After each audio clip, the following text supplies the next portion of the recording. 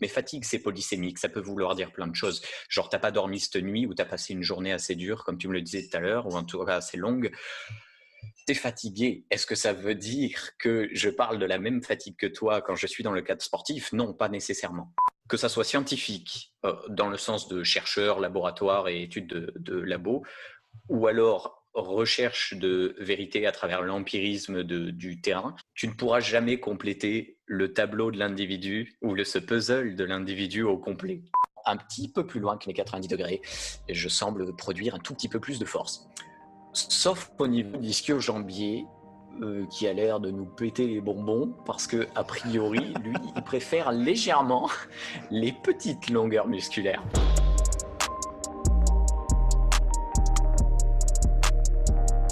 Ok Mathias, on est live, bienvenue sur le podcast. Merci beaucoup et merci à toi de m'avoir invité surtout. C'est un grand plaisir de te recevoir. J'ai eu 2-3 requêtes de la part de mes abonnés pour te recevoir sur le podcast. Donc, c'est chouette d'enfin pouvoir échanger avec toi. Pour ceux et celles qui ne te connaissent pas encore, est-ce que tu peux te présenter, s'il te plaît? Oui, bien sûr. Donc, je m'appelle Mathias Soulol, j'ai actuellement 26 ans et ou je vais les avoir plutôt. Et je sors d'un master STAPS à Toulouse. Donc, j'ai fait entraînement sportif à Toulouse. Donc, j'ai obtenu d'abord une licence à Dijon, entraînement sportif. Donc, en parallèle, je faisais le diplôme universitaire du Centre d'expertise de la performance de Gilles Cometti. Et ensuite, je me suis dirigé à Toulouse pour le master. Et j'ai un parcours un peu particulier. J'ai pas fait stricto sensus de la prépa physique en master. J'ai essentiellement fait de la recherche. Moi. Donc, j'ai eu la chance d'intégrer pour une période totale, quasiment tout mon master 2, l'INSERM. Et j'ai étudié le mode de contraction excentrique là-bas, notamment son activation au niveau cortical, donc au niveau cérébral. Qu'est-ce qui t'a Donc, amené à étudier ça de manière spécifique? c'est le contexte c'est le contexte au sein de la fac, tu vois. On s'est retrouvés. Je savais pas trop ce que je voulais faire. Est-ce que je voulais être prépa physique et en même temps, j'arrêtais pas de tout justifier en termes de pratique sportive ou de prépa physique avec études, tu vois. Ouais. Je faisais partie de ces gens pro-études. Ok. Et au final, la recherche m'a plu. J'ai eu l'occasion de rencontrer 2 enseignants-chercheurs à Toulouse qui m'ont vraiment soutenu et qui en fait ont rarement des étudiants qui s'intéressent à la recherche. Et donc, avec un ami, on a vraiment été traités comme des rois tout le long de notre master. Donc, intégrer l'INSERM alors que tu es en master de STAPS, tu vois, même pas de médecine ou autre, de STAPS, c'est quand même une belle opportunité.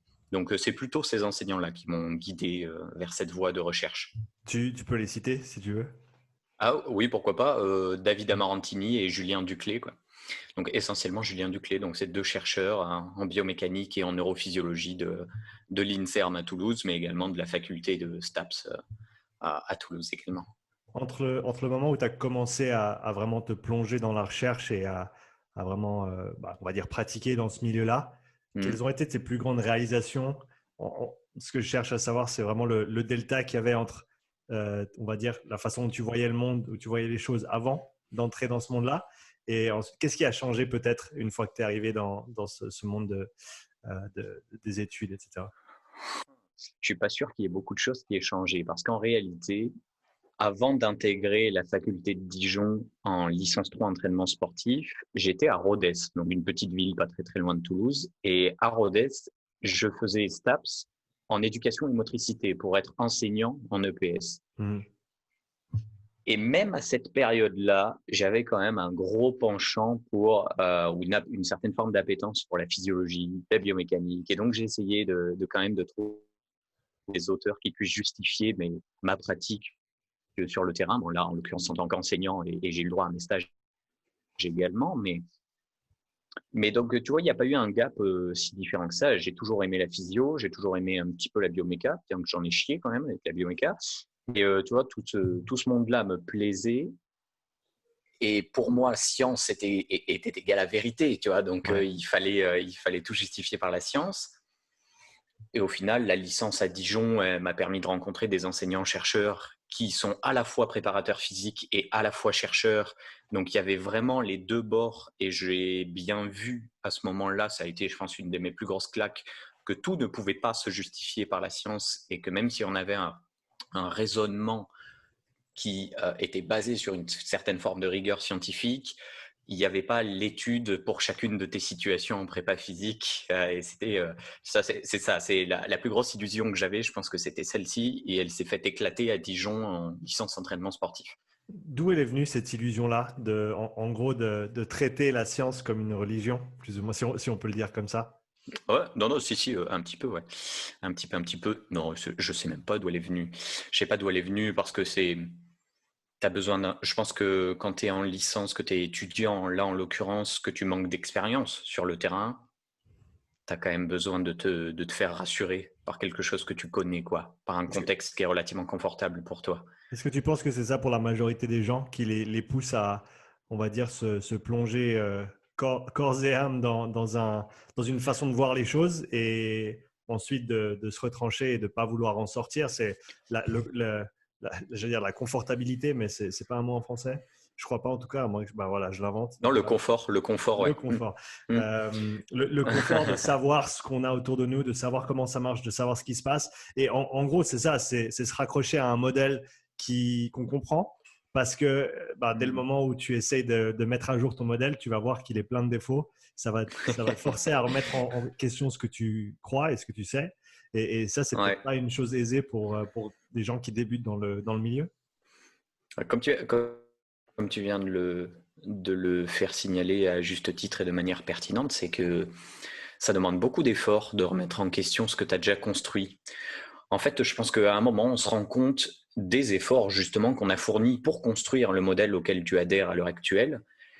Et il y a un mec un jour, je parle au sens général, mais n'importe qui en réalité, un jour vient te voir en disant écoute, peut-être que ton modèle il n'est pas aussi fiable que tu le penses, il va falloir que tu déconstruises tout ce que tu as construit pour pouvoir en avoir un autre, a priori plus fiable, parce que ayant de meilleurs arguments pour juger autant qu'on peut de sa fiabilité. Donc, mais tu vois, même en étant dans le milieu scientifique et en essayant de comprendre à partir de la méthode scientifique, ou du moins de sa philosophie, pour peu qu'il n'y en ait qu'une seule, mais on va dire une philosophie plus positiviste avec un dernier siècle, avec des philosophes tels que Russell, Popper, Kuhn et ce genre de personnes. Je pense que tu es dans un milieu qui t'offre la possibilité sans arrêt de remettre en question ce que tu savais. Parce que de toute façon, quand tu es chercheur ou que tu fais de la recherche, tu cherches et par essence, tu ne t'appuies jamais sur tes acquis.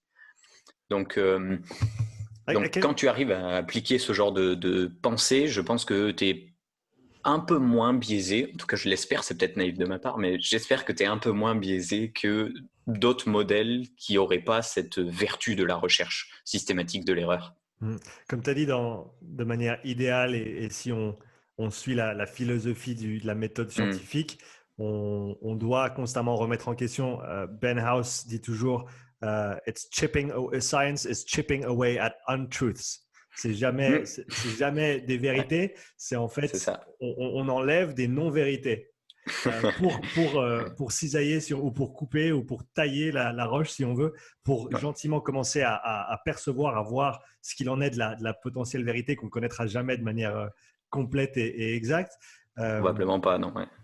Mais à quel point est-ce que on va dire les chercheurs, c'est un terme qui est assez général, mais à quel point les chercheurs sont confortables avec cette façon de faire, de tout le temps remettre en question et de tester quelque chose, et dès qu'ils ont trouvé semi-réponse, d'essayer de la casser, parce que c'est vraiment ça en fait le processus scientifique en tant que tel, c'est essayer de disprove your hypothesis.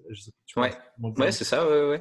Non, c'est rejeter l'hypothèse nulle. Voilà, c'est comme ça qu'on le traduit, mais mince, je perds son nom, Quentin, que tu as fait venir dans le podcast et que j'ai écouté du coup il y a 2-3 jours, en parle très bien. Tu pars d'une hypothèse et tu cherches à la rejeter à partir d'une analyse statistique et d'un modèle ou un design expérimental.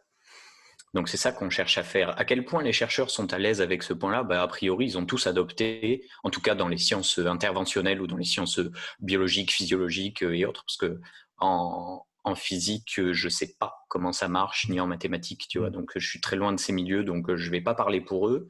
Mais dans le cadre sportif, nutritionnel et biomédical, c'est quand même ce modèle d'hypothèse nulle que l'on doit rejeter, que l'on a de manière quasiment universelle adopté. Ça ne veut pas dire que tout le monde fait des protocoles rigoureux, mais ça veut dire qu'au moins dans la philosophie de rejet d'une hypothèse nulle, on l'a adopté. Donc il me semble que les chercheurs sont assez à l'aise avec ce point-là. Ça ne veut pas dire qu'ils formulent bien leurs hypothèses, mais ils essaient au moins de le faire un minimum. Est-ce qu'il y a encore des factions ou des groupes, on va dire, qui s'accrochent à certaines choses qui ont peut-être été démontrées comme étant fausses au cours du temps et avec les nouvelles recherches ou les nouvelles études qui sont sorties récemment et qui durent un petit peu trop longtemps à ton goût? Tu me demandes de citer un sujet en particulier ou est-ce que tu veux que je discute de manière plus générale de ce concept-là? Parce qu'en réalité, on pourrait le voir de plusieurs manières, parce que c'est une question assez large. On peut faire les deux.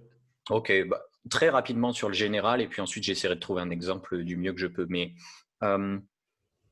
de manière générale, lorsque tu te retrouves dans le cadre des méthodes scientifiques, là c'est plutôt le philosophe Thomas Kuhn qui en parlera. Donc, tu vois, c'est cet ouvrage, par exemple, La structure des révolutions scientifiques. C'est sorti en 1962 et Thomas Kuhn, il nous parle de ce qu'on appelle l'incommensurabilité des paradigmes et des théories scientifiques. Autrement dit, à un moment, dans un certain cadre d'évaluation de la réalité à travers la méthode scientifique, tu te retrouves parfois avec deux théories contradictoires. En réalité, ce que nous dit Kuhn, à travers le mot incommensurable, il nous dit que ces théories sont comparables, que l'on peut les tester, voir si elles collent au mieux à la réalité avec l'expérimentation scientifique, mais entre elles, elles ne sont pas compatibles.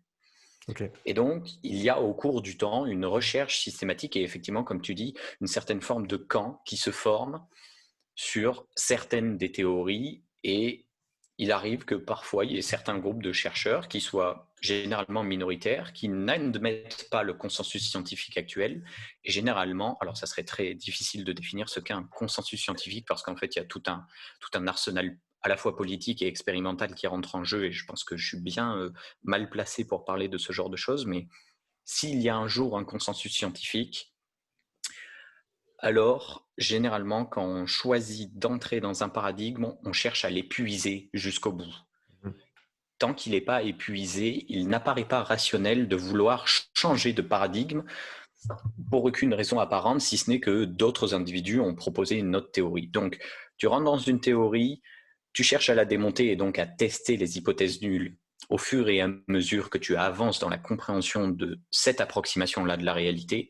Et si un jour elle échoue, alors il est temps peut-être de visiter une autre théorie et de voir si elle va plus loin ou si elle permet déjà d'expliquer ce qu'on avait déjà expliqué avec l'autre théorie. Tu vois, c'est un peu ça. Donc de manière générale, oui, il existe encore des réticents au consensus scientifique ou à une certaine forme de paradigme, à tort ou à raison, mais ça c'est l'expérience et le temps qui nous le dira. C'est pour ça que la recherche est toujours particulièrement longue.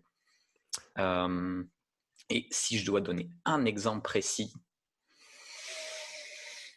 j'en ai bien un en tête, mais ça ne fait pas partie en stricto sensus du domaine du sport et en réalité, j'ai bien peur de faire un gros plagiat de la pensée de Cerveau musclé, donc d'Antoine, que tu as déjà interrogé là-dessus. C'est sur la posture, quoi. Ouais. Il y a encore un groupe de chercheurs dont je tairai le nom, je ne souhaite pas en parler plus que ça, mais qui insistent très lourdement, alors pas dans le cadre sportif et des performances, parce que je reconnais que le lien entre performance et posture est déjà un petit peu plus discutable, mais dans le cadre des douleurs, en revanche, le modèle de la posture comme cause de la douleur a largement été testé, et même si toutes les études ne sont pas d'une extrême qualité, je le reconnais, il y a quand même quelque chose qui semble s'en dégager. Et la réponse, c'est que ça n'a pas l'air d'avoir un lien très fort, voire quasiment une absence de lien chez une grande partie de la littérature, quoi. Mais tu as encore des réticents parce que je ne sais pas, parce que ça leur offre probablement un modèle d'explication de certaines douleurs qui est facile. Il dit, il est décalé, c'est donc qu'il a mal, tu vois. Donc ça peut être simple. Je grossis un peu les traits de leur position, mais ou alors bon, là c'est un petit peu une accusation de ma part, ou alors il y a du lucratif derrière.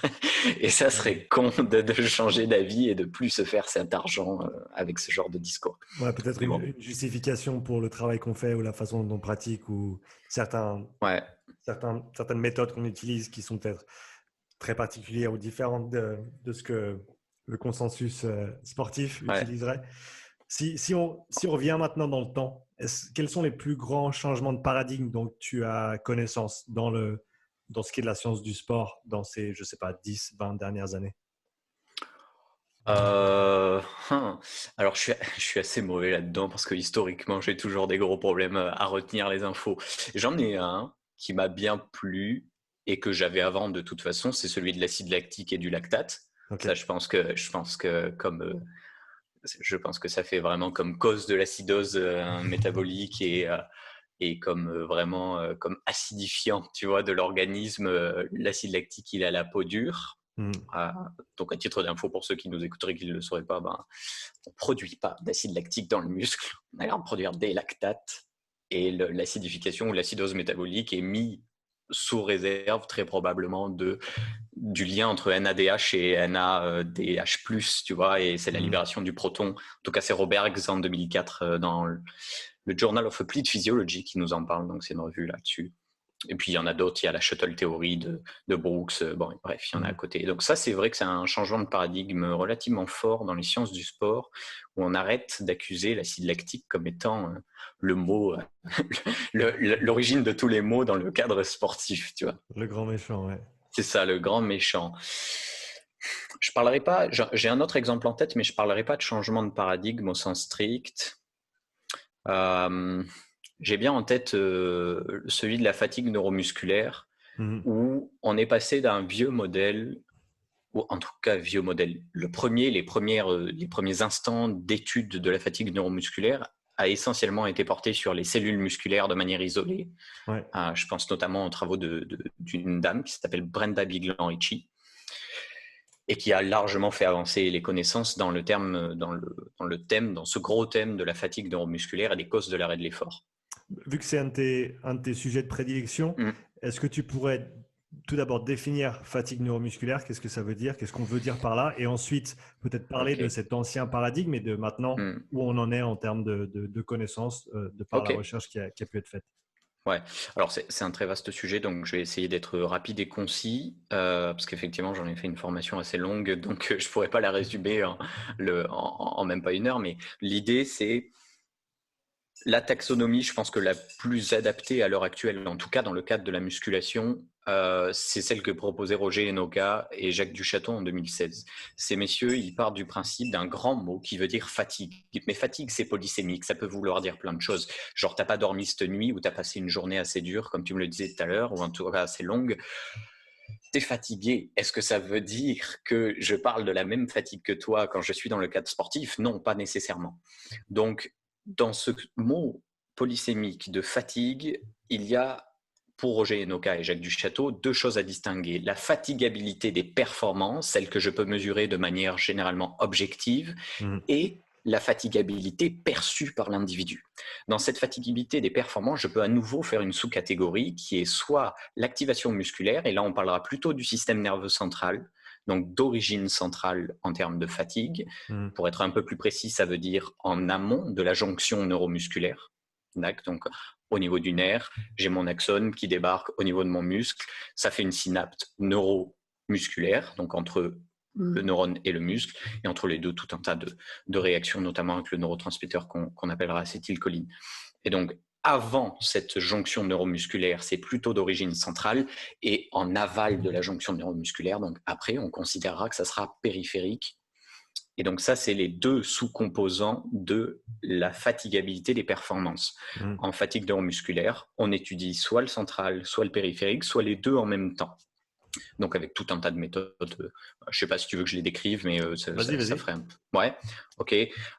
Lorsque vous êtes devant une publication scientifique, vous pouvez regarder plusieurs choses, mais généralement, pour quantifier le central au sens général du terme, avec notamment une activation des unités motrices, vous pouvez soit regarder de l'électromyographie de préférence normalisée, par une donnée. Généralement, on préfère normaliser par une caractéristique périphérique que l'on appelle l'onde musculaire, qui est censée caractériser l'ensemble de la propagation du potentiel d'action le long de la membrane du muscle, donc le long du sarcolème. Donc ça, généralement, c'est ça. Si l'EMG, donc l'électromyographie, est normalisée par l'onde M, vous avez à ce jour, et en tout cas selon les spécialistes, notamment je pense à Dario Farina, la meilleure manière d'estimer la part centrale dans la fatigue. Sinon, vous avez toujours le niveau d'activation volontaire. La plupart du temps, ce qu'on fait, donc c'est noter soit VAL pour Voluntary Activation Level ou CAR, Central Activation Ratio. Donc, c'est différentes méthodes de calcul. Okay. Tout le monde n'est pas d'accord, mais a priori, VAL, c'est mieux que CAR. Voilà, je fais simple. Donc ça, c'est pour le central, pour le périphérique. La plupart du temps, on prend le muscle, on lui balance une secousse électrique, donc une stimulation électrique. Et en général, lorsqu'on cherche à faire ça, on recrute l'ensemble des unités motrices, ça produit une certaine quantité de force. Et si cette quantité de force diminue, on suppose que les mécanismes sous-jacents, c'est plutôt lié à un phénomène calcique. Soit le calcium n'a pas été libéré correctement, soit au contraire, il n'a pas été recapturé correctement par le réticulum sarcoplasmique. Donc, c'est ça l'idée. Donc ça caractérise l'ensemble de la fatigabilité des performances. Et à côté, j'ai une autre grande famille qui est au moins aussi importante et je pense pour lesquelles les hommes de terrain comme toi seront tout à fait d'accord, c'est fatigabilité perçue, ça veut dire qu'est-ce que ressent mon athlète. Je ne peux pas juste l'évaluer de manière globale avec sa production de force, tu vois. Je suis obligé de lui demander comment il s'est senti. Et donc, dans la fatigabilité des performances, il y a la part psychologique avec généralement une évaluation avec de la RPE, par exemple, ou du Acute Chronic Ratio que nous propose Timothy Gabbett, ou alors, qu'est-ce qu'on a ? On a d'autres questionnaires validés psychologiquement, comme le POMS, Profile of Mood State, ce genre de choses. Donc, globalement, c'est des choses qui marchent bien pour avoir la notion subjective de l'individu, qu'est-ce qu'il ressent. Et à côté de ça, tu as tout l'environnement. Tu as tout ce que Enoka et Duchâteau appellent l'homéostasie, la température, son hydratation, ses réserves de glycogène, tu vois, ce genre de choses. Donc, tout ça, ça constitue la fatigue. C'est à la fois objectif et subjectif. Ça ne peut pas être qu'objectif. Donc, c'est ça qu'on va pouvoir. J'aime bien ces sujets qui ont deux parties, si on veut, si on veut les scinder comme ça. Et comme tu as dit, qui a une partie qui est un petit peu plus mesurable et l'autre qui est beaucoup plus dure à… comme tu as dit, on peut la mesurer, mais après, c'est toujours subjectif. Ouais, c'est subjectif. Ça ne veut pas dire que l'individu ment, ça ne veut pas dire qu'il s'est faussé, mais attention, il peut y avoir une certaine forme de variabilité, même jour par jour, tu vois. Donc, le truc, c'est que pour peu que le mec ait mal dormi, ou qu'il soit frustré parce que son quotidien est frustrant pour quelque raison que ce soit, sa RPE va exploser, alors que tu lui as promis le même effort, tu vois, tu lui as pas fait faire autre chose. Donc, à ne pas négliger, ça serait une erreur fondamentale, je pense, mais à ne pas surévaluer ou surestimer, je pense, comme je le vois de temps en temps. J'ai l'impression que la RPE fait partie des choses qui dit qu'il faut absolument quantifier en RPE. Oui, à condition de savoir l'interpréter et de prendre le reste du contexte. Parce que sinon, seul, ça ne veut pas dire grand-chose, quoi. Si ce n'est que ton mec est fatigué ou qu'il perçoit l'effort assez fort, quoi.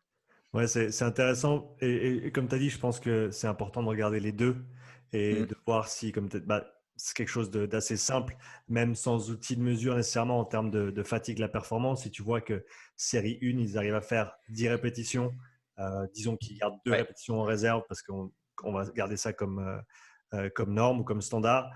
Série numéro 2, ils arrivent à en faire que 8 avec toujours 2 en réserve. Et si ça descend comme ça, là, on voit la fatigue qui viendrait donc potentiellement soit au niveau central, soit au niveau périphérique. Et après, très probablement les deux. C'est rarement que l'un ou l'autre, c'est même quasiment jamais que l'un ou l'autre. Donc que ça soit dans la muscu ou dans le sport d'endurance, il y a très certainement les deux implications, quoi. Comme tu l'as bien, je te remercie de l'avoir relevé parce que je pense qu'on scinde trop facilement ces choses-là alors qu'elles vont de pair et elles travaillent ensemble. C'est un système complexe certes. C'est ça.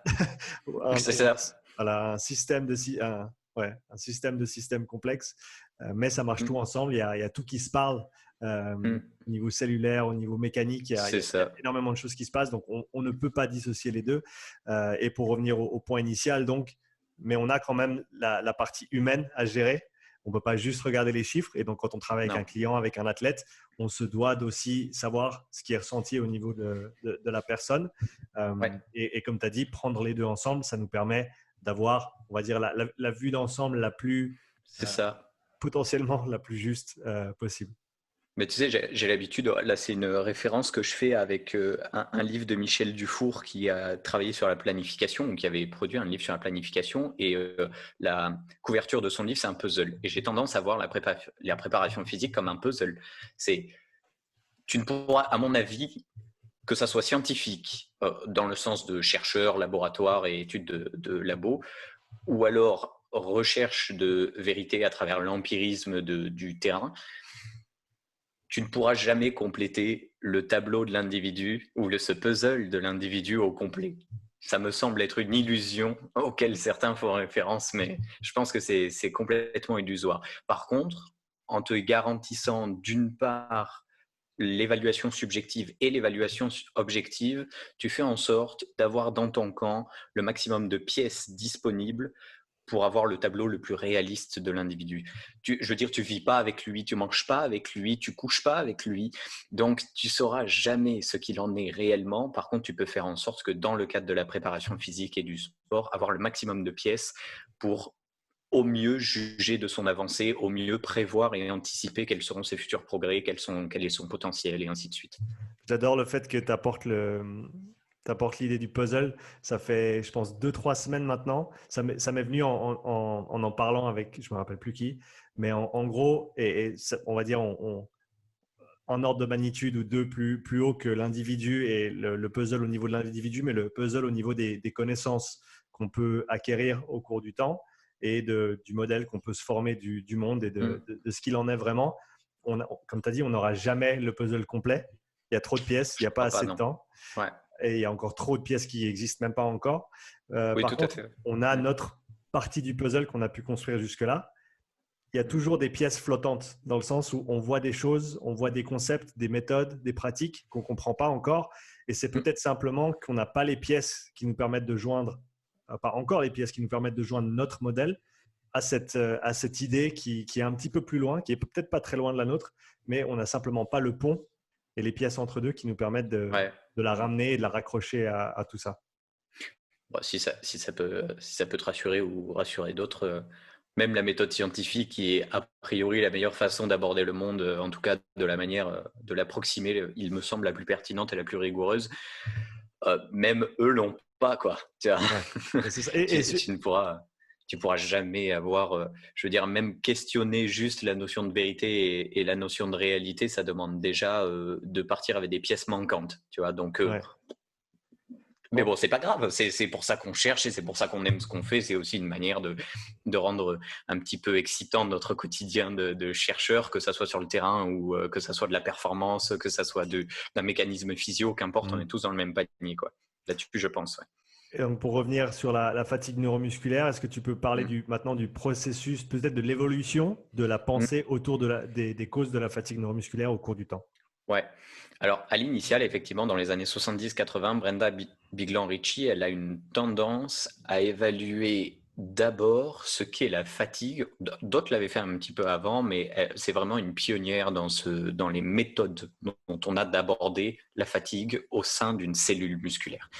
Et comme je viens de le dire, elle le fait in vitro, c'est-à-dire qu'elle isole soit le muscle, soit sur le modèle animal, soit une cellule, et elle étudie son comportement à force de répéter des stimulations électriques ou alors de faire baigner des cellules dans un bain de calcium ou autre, tu vois, d'autres méthodes, qu'importe. À mon avis, le changement progressif qui s'est mis en place est déjà d'accepter qu'une cellule n'est pas l'individu et que dans ce cas-là, il y a un contexte plus général qui se met en place, tu vois, dans le cadre des raisons de l'arrêt de l'effort. Bah, je renvoie à ce à quoi tu renvoies toi également. Je pense que les travaux d'Evan Bacon, pour le coup, ils sont, en tout cas au niveau individuel, assez parlants. Il parle de seuil critique en termes de travail ou de puissance, ça dépend comment on fait le calcul. Il parle de respiration, là où avant on n'en parlait absolument pas. On parlait pas de cette notion de système respiratoire, et aujourd'hui dans les théories de limites sensorielles, ça rentre en jeu. Enfin, mon Dieu, tu vois, ça vaut peut-être pas pour tous les sports, mais il n'empêche que dans des sports comme le CrossFit, comme les sports d'endurance de moyenne et de longue distance, ne pas parler de respiration, ça, je ne comprends pas comment ça a pu échapper à un certain nombre d'individus au cours du temps. Donc, la transition, elle s'est faite d'abord du modèle cellulaire pour arriver sur du plus général en testant un muscle, au moins autour d'une seule articulation, mais au moins un muscle, puis ensuite sur des productions de force plus générales avec le corps en entier sur des exos polyarticulaires. Et puis, même si c'était proposé avant, mais jamais réellement évalué dans les études, on passe sur un modèle où on évalue le subjectif, en plus de l'objectif, où le subjectif a enfin un sens et une place dans l'évaluation de la fatigue neuromusculaire et pas seulement la notion physiologique, objective, avec des mesures de laboratoire. Tu vois. Donc, c'est, à mon avis, la transition s'est faite essentiellement ici. Je pense à Simon Gandevia dans les fin des années 90, début des années 2000, il parlait déjà d'une perception subjective, mais il ne l'évalue pas dans ses études. Ou alors, il y avait vraiment très, très peu d'études qui parlaient réellement de cet aspect-là. Ils ne pouvaient que le suggérer parce qu'ils étaient conscients que ça faisait partie de l'équation de la fatigue neuromusculaire. Mais c'est vraiment plus tard qu'on a commencé à obtenir des mesures de RPE en même temps des mesures objectives, qu'elles soient métaboliques, qu'elles soient systémiques, entre guillemets, avec de l'évaluation de puissance, de hauteur de saut, de force maximale, de vitesse maximale, etc. Ou de vitesse moyenne de barre. Et encore, vitesse moyenne de barre sur le velocity-based training, c'est vraiment encore maintenant, tu vois, c'est même pas avant, quoi. Ouais. Mais la transition s'est faite là. On en parlait, mais il y avait peu d'actes qui montraient que c'était vraiment pris en compte dans les études. Maintenant, je pense qu'on en tient plus compte, même s'il y a encore des notions très probablement à revoir. Tu vois, au niveau d'une cellule, on ne sait pas trop. Au niveau périphérique, encore quelle est la véritable cause de la fatigue d'une cellule musculaire, mais quand même, il commence à y avoir des pistes au niveau du calcium qui sont plus intéressantes que celles que l'on mettait avant avec l'acidose métabolique, qui expliquait tout. Et en fait, on se rend compte que le modèle cellulaire que l'on employait n'était pas à température physiologique et très souvent chez l'humain. Et il a fallu attendre un monsieur qui s'appelle Westblad, qui est suédois ou norvégien, je ne sais plus, et qui commence à nous dire, les gars, vous êtes mignons avec modèle, mais il n'empêche que ce n'est pas chez l'humain, et il n'empêche qu'on est encore sur du in vitro, et il n'empêche qu'on n'est pas à température physiologique. Donc, quand on fait tout ça, ou qu'on essaie de réunir tout ça, ou au moins un des 2 paramètres sur les 3 que j'ai cités, à savoir la température physiologique et chez l'humain, on se rend compte que effectivement l'acidose métabolique joue pour très peu dans la fatigue d'une seule cellule musculaire, mais que le calcium semble jouer un rôle beaucoup plus important, notamment sa sensibilité de par la cellule, tu vois, de par les cross-bridge, les ponts d'union du sarcomère. C'est bien que tu connaisses les termes en français parce que moi je les connais pas. Est-ce que tu peux peut-être approfondir un petit peu le rôle du calcium dans le fonctionnement cellulaire sans aller trop loin, mais en 2-3 phrases, si c'est possible. Oui, bien sûr. Je ne vais pas pouvoir aller beaucoup plus loin que ce que j'ai déjà dit. Il entre dans le cycle de contraction classique que l'on connaît depuis maintenant un sacré paquet de temps, qui est celui proposé par Huxley, 1954 ou 1957, je ne sais plus, dans Nature. Et ce monsieur, il nous propose que le calcium vient se fixer sur les têtes de... Alors, c'est d'actine ou de myosine, je ne sais jamais, je crois que c'est l'actine. Ah, je sais plus, tu vois, j'ai un gros doute. Je ne peux pas te corriger là-dessus. Okay. C'est l'une ou l'autre, c'est sûr. L'une ou l'autre, de toute façon, qu'importe, c'est pas l'essentiel. Ouvrez n'importe quel bouquin de physio, vous aurez votre réponse et elle sera bien mieux expliquée que celle que je donne. L'idée, c'est que pour que cela puisse se passer, il faut que un des organites ou un des compartiments plutôt du muscle qui s'appelle le réticulum sarcoplasmique libère ce calcium. Il entre donc dans la cellule pour faire la théorie des filaments glissants d'Huxley et à la suite des ponts d'union actifs qui se sont formés entre l'actine et la myosine, il faut que ce calcium soit recapturé. Et il se trouve que parfois il est mal recapturé. Et donc il ne rentre pas à nouveau dans le réticulum sarcoplasmique. Donc ce qui se passe au niveau de la fatigue, c'est peut-être ça, en tout cas en partie, c'est qu'il n'est pas recapturé par le réticulum sarcoplasmique pour que celui-ci puisse à nouveau le larguer pour que puisse y avoir cette théorie des filaments glissants qui se passe, tu vois.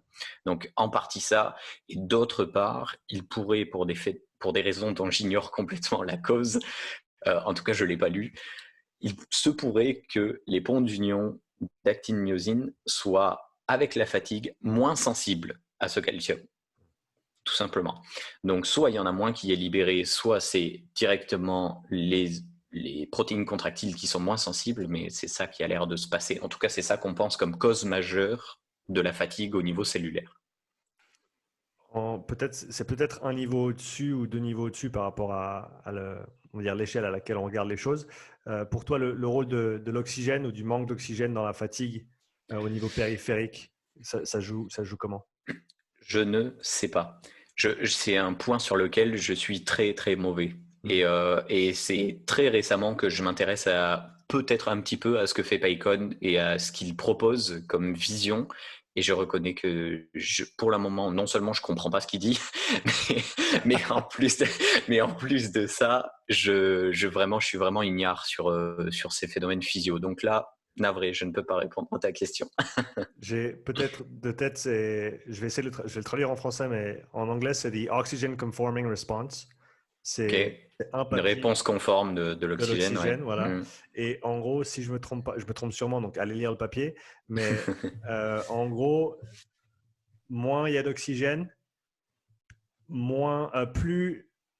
en gros, plus tu vas avoir un signal, en tout cas, c'est ce que montre un signal EMG, plus le signal, je ne sais pas si on peut l'appeler un signal neurologique ou… Oui, c'est neurophysiologique. Ouais. Voilà, Mm. plus le signal neurophysiologique est fort Mm. pour recruter plus de fibres, D'unité motrice, ouais. d'unités Ok. motrices, pardon, pour pouvoir en gros pallier au manque d'oxygène qui fait que le rendu moteur est plus bas, si ça a du sens. Ok.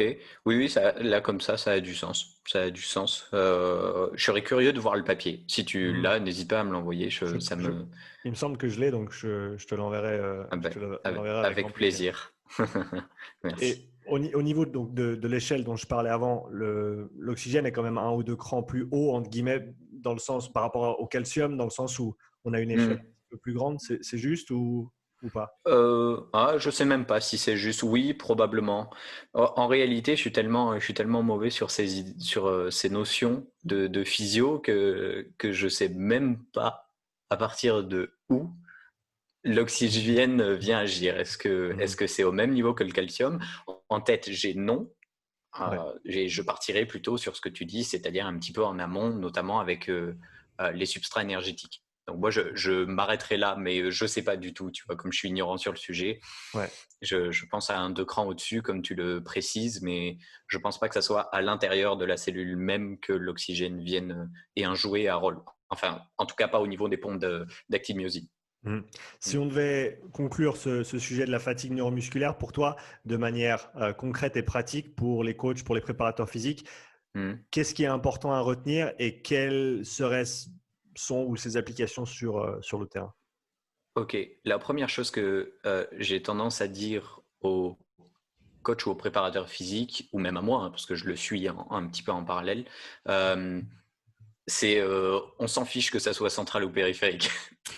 Mhm. De toute façon, pour la très grande majorité des coachs, vous n'avez pas le matériel pour le justifier. Donc, de toute façon, concentre-toi plutôt sur des paramètres objectifs systémiques, donc plus globaux, comme la perte de force maximale ou la perte de puissance maximale. Donc ça, c'est mon premier conseil. Concentre-toi sur du global, parce que de toute façon, c'est ça que ton athlète renvoie directement comme image. La seconde chose, c'est de ne pas négliger le paramètre subjectif. Bien au contraire, c'est de le faire rentrer dans l'équation. Je ne dis pas de façon majoritaire parce que je ne sais pas quelle part tu dois attribuer plus à l'objectif ou au subjectif. Moi, j'ai une tendance à préférer l'objectif parce que c'est plus simple à mesurer et c'est plus fiable, c'est plus reproductible. Mais il n'empêche que tu ne peux pas négliger le subjectif. Donc, d'abord se concentrer sur du global si on parle d'objectif, faire rentrer la notion subjective, mais c'est ce qui est en réalité déjà fait par la majorité des coachs, il me semble quand même. Et dernier conseil, faites en sorte, faites en sorte que lors des évaluations, votre contexte dans lequel vous évaluez soit le plus standardisé possible quand même. Il me semble que c'est bien d'évaluer un athlète quand il a le même apport calorique sur les 2 à 3 jours avant. Donc, si vous arrivez à contrôler ça, c'est quand même plutôt un très bon point. Dans les mêmes conditions de température, si possible, parce que ça peut vraiment avoir un impact assez important. Et dans les mêmes conditions d'hydratation.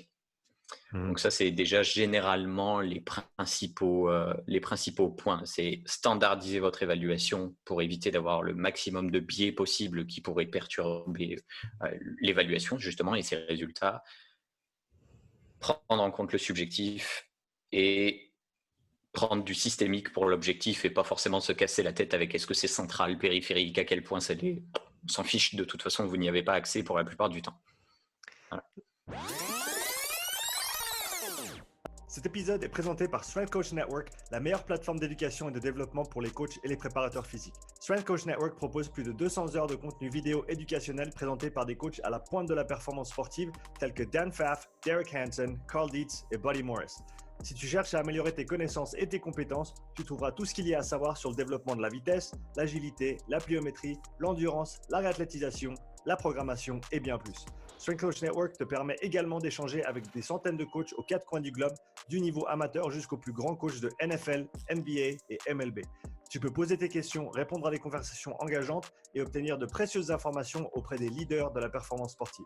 Strength Coach Network couvre également le développement de carrière pour les coachs. Si tu as besoin d'une critique de ton CV, dois te préparer pour un entretien ou si tu cherches des conseils de réseautage professionnel, visite strengthcoachnetwork.com/upside et reçois ton premier mois d'abonnement à moitié prix.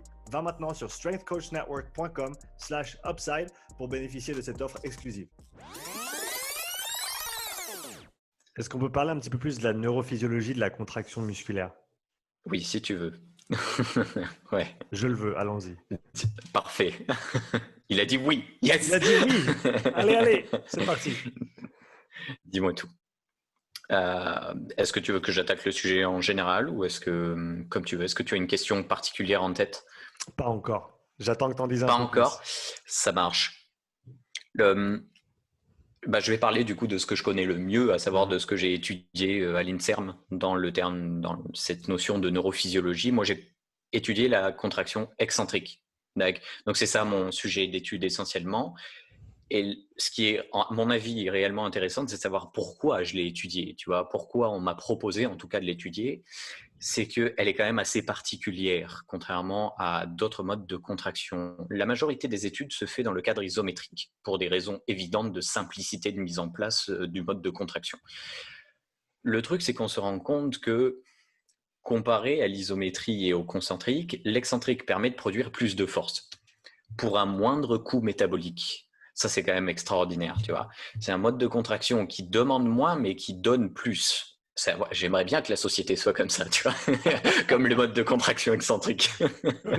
J'aime bien, ouais. Donc l'idée, il donne beaucoup en termes de production de force maximale.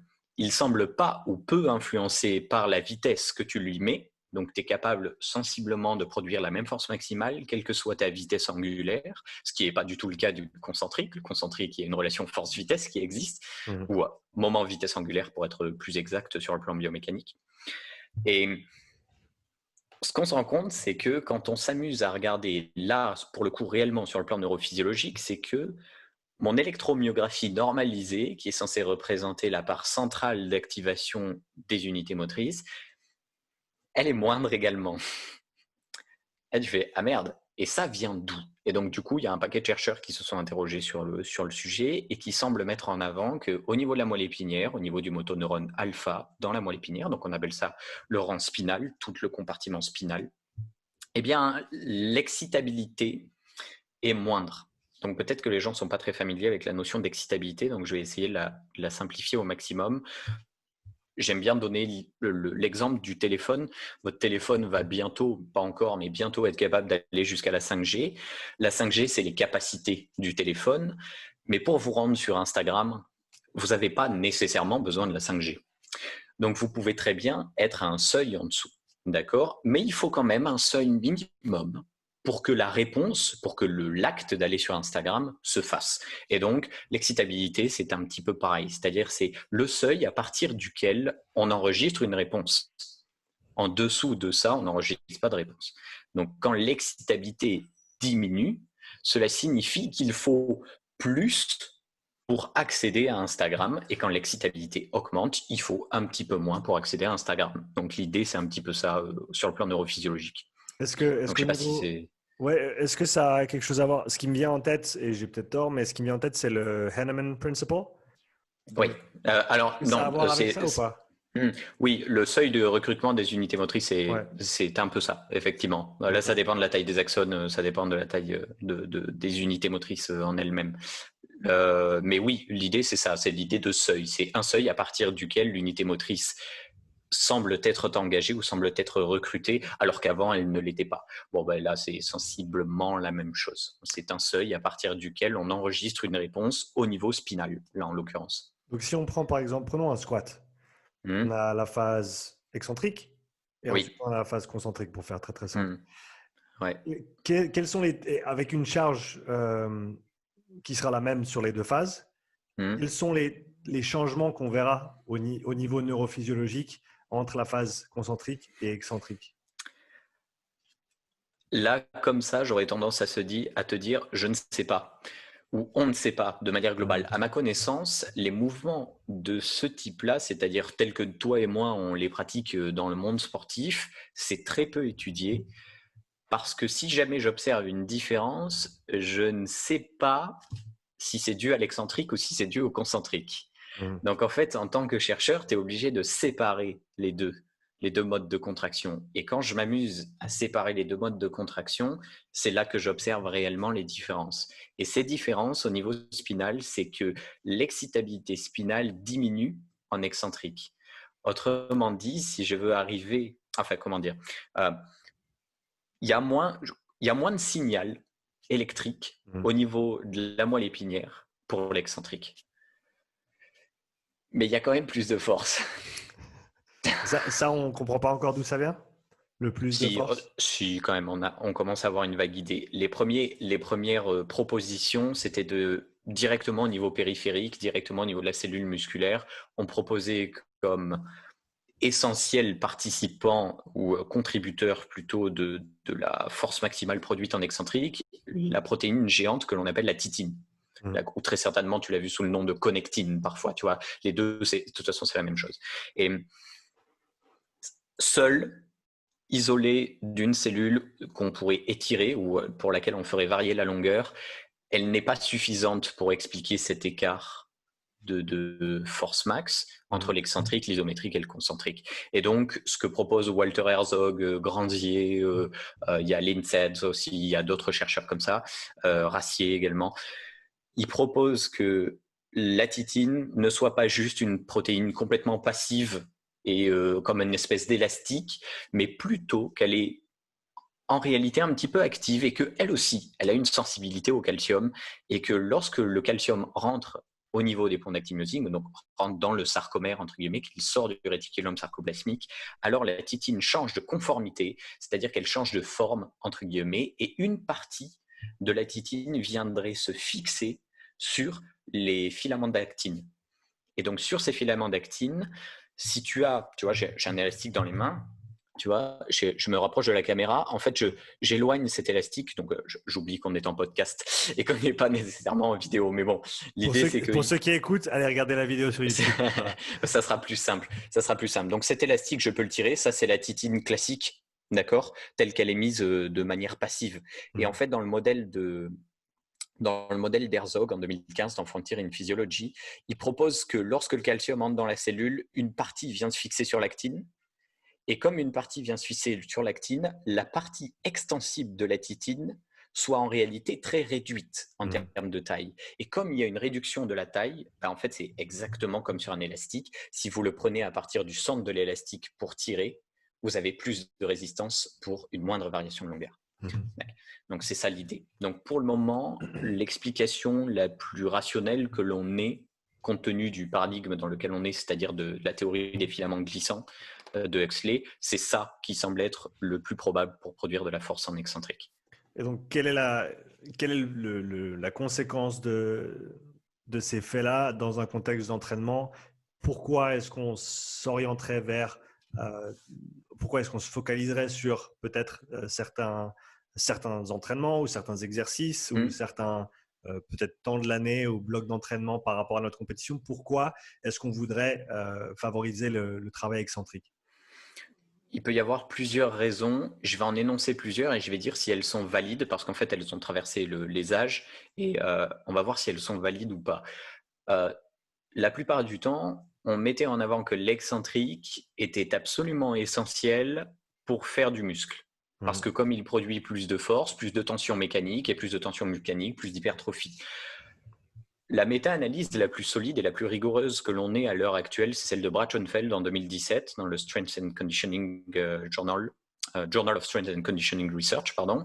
Et il dit que non. Globalement, quand on ajuste statistiquement certaines choses parce que ça nous semble plus juste vis-à-vis des tailles d'effet, bon, on en a parlé avec Quentin des tailles d'effet là dans son podcast, donc c'est la magnitude de l'effet.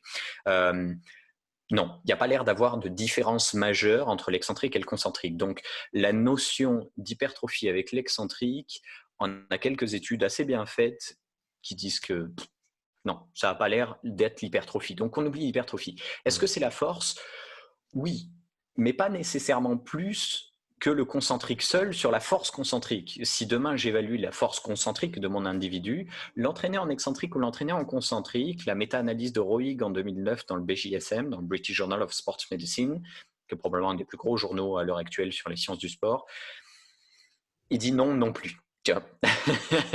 Donc, je suis désolé de casser les rêves avec ça, mais l'excentrique, c'est bien, mais à mon avis, l'excentrique, c'est bien pour d'autres raisons. Il y a l'équipe de Timmins et de Matthew Bourne qui ont tendance à montrer que la force maximale excentrique des ischio-jambiers, notamment du biceps long, du chef long, du biceps fémoral, pardon, est liée ou fortement lié ou réduit les risques de blessures au niveau des ischio-jambiers. Et donc, c'est la force maximale excentrique qui semble avoir le plus gros impact sur ce point.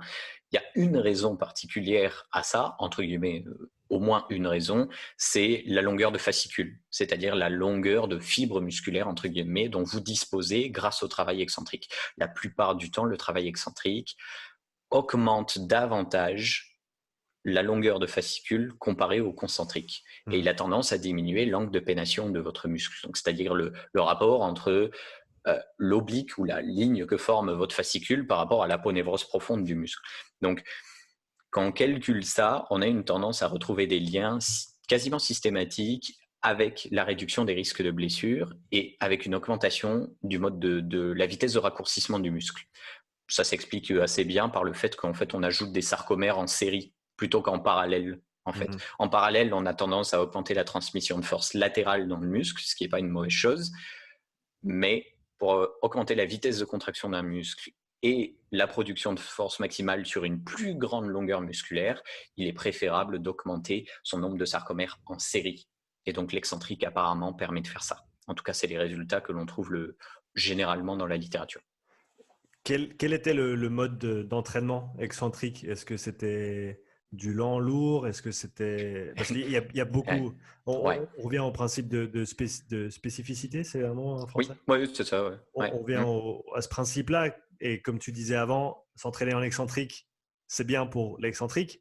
Et c'est bien pour le concentrique. Donc, encore une fois, on a cet effet il faut être spécifique à ce qu'on veut travailler. Donc, ma question étant, par exemple, est-ce que des Romanian deadlifts ou des Nordic curls, ce genre d'exercice, va avoir un transfert certain sur une discipline comme le sprint, par exemple, qui a quand même si on prend les critères de correspondance dynamique de Verkhoshansky, c'est même pas la même planète en termes de la nature du mouvement en lui-même. On parle de vitesse angulaire, on parle, si c'est le bon mot, on parle de temps de contact au sol, on parle d'amplitude si je ne me trompe pas, l'amplitude de mouvement dans laquelle la force est produite. Toutes ces choses-là sont différentes, très différentes entre ces trois exercices, et surtout entre les deux premiers et ensuite le troisième. Donc, qu'est-ce que tu en fais de ça? Une grande partie de la littérature scientifique pour le moment, c'est plutôt sur de l'excentrique lent, relativement lourd, généralement des excentriques maximaux. voire parfois supramaximaux. C'est pas toujours ce qu'on met en place. En fait, en réalité, en tant que préparateur physique, on est très souvent un petit peu frileux de le mettre en place parce que malheureusement, ça crée beaucoup de micro-lésions et par conséquent, ou du moins en partie en conséquent, des courbatures chez l'individu que tu entraînes. Donc, ça peut empêcher en partie ton entraînement, ou du moins sur toute une période assez conséquente si on n'est pas trop habitué à faire de l'excentrique. Donc, ce qu'ont proposé certains chercheurs, notamment l'équipe grecque de Gregory Bogdanis, c'est de voir s'il y avait les mêmes adaptations entre de l'excentrique rapide et de l'excentrique lent sur des charges qui sont relativement proches du maximal, c'est-à-dire entre 85 et 110% de l'ARM, tu vois, sur des plages comme ça, ce qui sont déjà des plages un petit peu plus réalistes qu'on peut mettre en place, toi et moi, sur le terrain. Donc, eux, et ils ont l'air de reproduire les résultats, ça semble donner sensiblement les mêmes résultats que l'excentrique lourd et lent. C'est quand même un bon point. Ça veut dire que non seulement, comme tu l'as très bien souligné, on peut se rapprocher de la notion de spécificité, c'est-à-dire se rapprocher des vitesses angulaires qui sont communes au sport, notamment sprint, effectivement, tu fais bien d'y faire référence.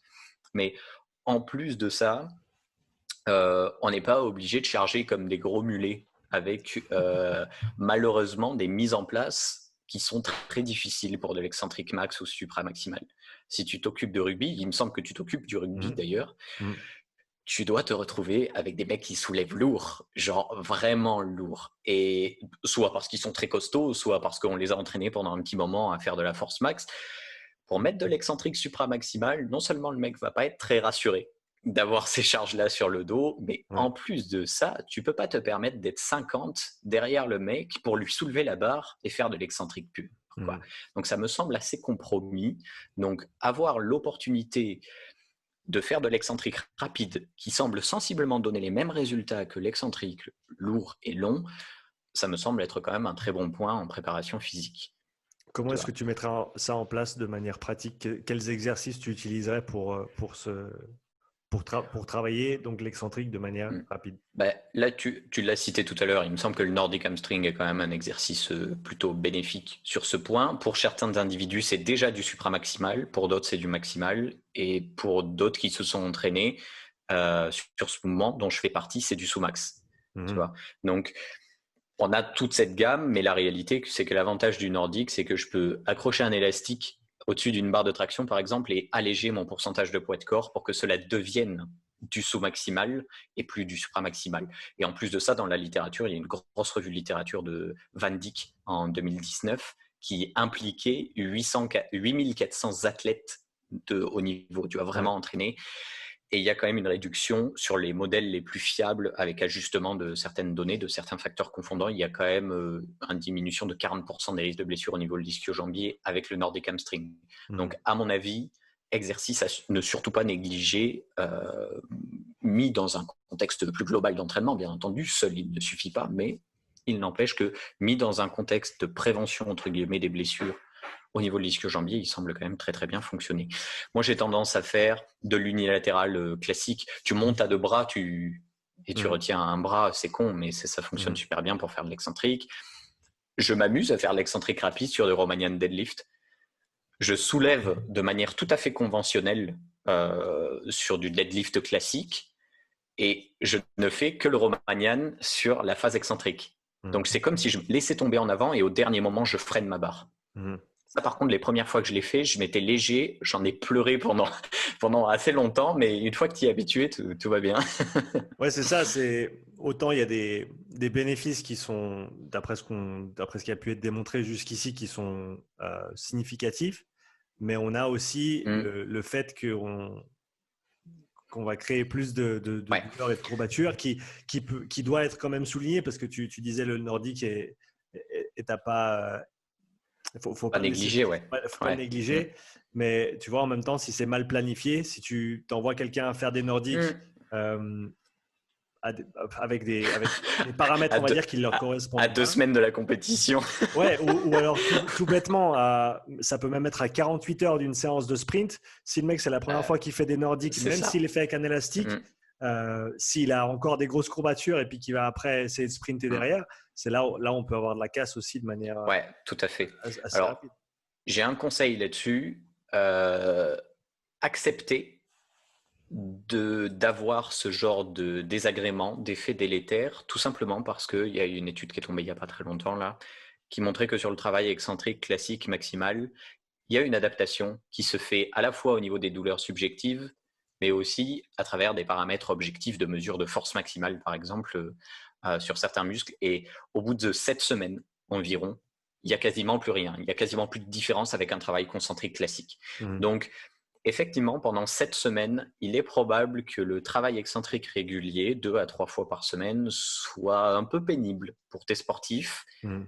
Mais au bout de 7 semaines, tu te retrouves sans différence, en tout cas selon cette étude. Pour le moment, il n'y en a qu'une seule, donc attention avec les conclusions d'une seule étude. Mais celle-ci semble positive et semble quand même appuyer ce qu'on savait déjà sur l'excentrique, à savoir qu'il y a un effet protecteur qui se met en place au bout quasiment dès la deuxième séance. Ça ne veut pas dire que tu n'as plus de courbature, mais ça veut dire que tu en as déjà un petit peu moins que ce qui a été causé par ta première séance. Donc moi, j'aurais tendance à dire accepte. Accepte de faire mal. Loin, bien sûr, des échéances compétitives ou alors de séances d'entraînement ou de prépa physique très importantes. Mhm. Mais quand tu peux te le permettre, sur toute une période d'environ 10 semaines, accepte de faire un peu mal à tes sportifs pour que, à la suite, tu puisses planifier ce genre de choses sans trop t'inquiéter des effets délétères de l'excentrique. S'il y avait des choses que tu aimerais voir dans la recherche à venir sur le travail excentrique, vu que tu as beaucoup étudié la question, qu'est-ce que tu aimerais voir? Qu'est-ce qui est encore à creuser? Qu'est-ce qui devrait être creusé? Qu'est-ce qui n'a pas encore Mm. été, euh, on va dire, ouais, creusé? Sur les adaptations, euh, j'aimerais voir de la part des chercheurs déjà des protocoles mieux faits. Il faut arrêter avec. Enfin, c'est pas qu'il faut arrêter. Il y a certaines situations où on est obligé, mais il n'empêche que je préférais voir dorénavant des études croisées randomisées plutôt que des études parallèles randomisées. Donc, c'est-à-dire qu'on fait des protocoles différents chez les mêmes individus et pas sur deux groupes différenciés. Déjà, on diminue la variabilité génétique et le problème, c'est que dans certaines notions subjectives, cette variabilité génétique, elle compte pour beaucoup, Mhm. notamment sur les DOMS. Donc la sensibilité à la douleur, malheureusement, d'un individu à un autre, elle est tellement différente que elle veut plus rien dire si on compare des groupes parallèles. Ou en tout Ouais. cas, elle veut dire nettement moins de choses que si c'est sur le même individu. Donc ça, c'est une première chose. Et la seconde chose, j'aimerais, en tout cas dans le cadre de l'hypertrophie, j'aimerais que les chercheurs fassent plus d'efforts sur quantifier le volume d'entraînement ou le travail fait par l'individu. Souvent, on a des protocoles qui sont pas du tout identiques en termes de charge de travail, entre guillemets, de volume d'entraînement, tout simplement parce que l'excentrique permet de soulever plus lourd. D'accord. Je veux dire, si moi j'ai été capable de le faire en Master 1, ça, un chercheur est censé pouvoir y arriver sans trop de difficultés. Donc j'aimerais voir ce genre de protocole un petit peu plus souvent, faire en sorte que lorsqu'on compare excentrique et concentrique, pour vraiment déterminer si c'est les effets de l'excentrique ou si c'est les effets de quelque chose de plus global ou de juste du concentrique, il faut que le travail soit identique. Si ton travail n'est pas identique, c'est difficilement comparable et tu ne sais pas si ce paramètre confondant est un paramètre confondant majeur ou ou s'il compte pas beaucoup dans l'équation. Mais en normalisant les choses, tu vas pouvoir te rendre compte si c'est vraiment un effet propre du mode de contraction. Quand tu parles de normaliser les choses, à quel niveau ça se fait? Est-ce que c'est au niveau des répétitions par série? Est-ce qu'on peut par exemple Hmm. rajouter des séries en concentrique pour arriver au même total, au même Ouais. entraînement que l'excentrique? Comment ça se fait en général? Ben, en supposant que tu fasses un entraînement croisé randomisé sur un design d'études en croisé randomisé et que pour cet individu-là, je l'ai fait commencer par l'excentrique, d'accord. J'ai quantifié son travail musculaire. Alors, je peux le quantifier de multiples façons. Si tu veux le quantifier en volume, juste en tonnage, ça me va aussi. Mhm. Mais je trouve ça un peu moins précis que le travail musculaire, qui est le produit du moment de force de l'individu autour de l'articulation multiplié par la distance parcourue. Et Mhm. donc, quand tu travailles, quand tu quantifies le travail mécanique, élémentaire, musculaire de l'individu en excentrique, tu fais en sorte que sur la seconde période d'entraînement, qui sera celui du concentrique, après une période de washout, donc de déshabitude, entre guillemets, des effets qu'il y a eu par l'excentrique, tu fasses le même volume. Tu as fixé un travail total au cours des X semaines ou par séance, tu fais en sorte d'avoir un nombre de répétitions plus important à la charge donnée en concentrique pour arriver à ce même volume. Donc Okay. ça peut être une solution.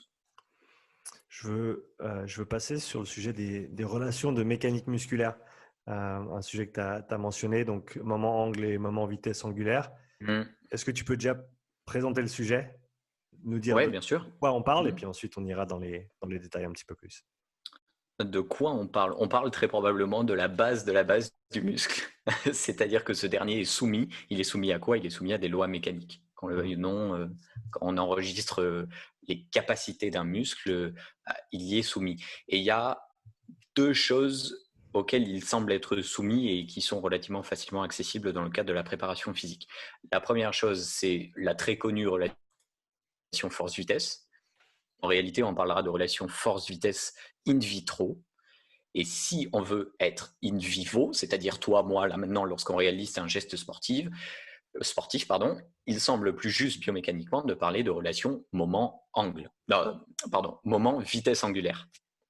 Donc le moment de force produit autour d'une articulation et la vitesse angulaire, c'est-à-dire la vitesse également autour d'un angle ou qui varie d'angle, en fait. Ça, c'est la première chose. Et la seconde chose, la seconde loi, entre guillemets, auquel est soumis un muscle, c'est celui de la relation force-longueur. Donc, il produit une force différente en fonction de sa longueur. Et in vivo, donc ça, c'est le in vitro. Et in vivo, chez nous, c'est la relation moment-angle. On a un angle articulaire et on a un moment de force produit pour chaque angle articulaire. Et donc, ces deux relations ont des courbes qui s'affichent généralement, très souvent menées sur des protocoles en exercice mono-articulaire, donc autour d'un biceps, autour d'un ischio, autour d'un quadriceps. Mais il est arrivé que ça soit enregistré sur de la presse à cuisse, par exemple, donc exercice polyarticulaire, et il semblerait que la relation soit sensiblement identique. Donc ça ne change pas du tout au tout non plus, mais c'est important de noter que c'est souvent mis sur du mono-articulaire. Quand on regarde globalement, c'est ça qu'on a.